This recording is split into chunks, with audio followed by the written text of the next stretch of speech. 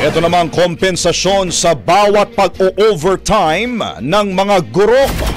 Pinatitiyak yan ng Department of Education. Brigada Sheila Matibag sa balita, i-brigada mo! Brigada! Live report! Nagpaalala ang Department of Education o DepEd sa mga public school teachers na ang overtime work ay dapat pre-approved at i-render lang kung talagang kinakailangan. Alinsunod sa utos ni Pangulong Bongbong Marcos para pagbutihin ang compensation ng mga guro, inilabas ng DepEd ang order na magtatakda ng guidelines sa pagbabayad ng overtime services ng mga ito.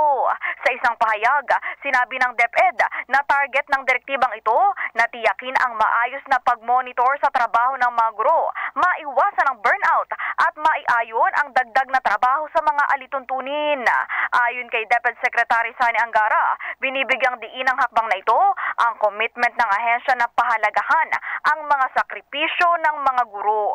Aniya, importante para sa kagawaran na mabigyan ng sapat na kompensasyon ang mga guro, lalo pat naglalaan sila ng dagdag na oras sa mga paaralan. In the heart of changing lives, ako si Brigada Sheila Matibag ng 105.1 Brigada News FM Manila.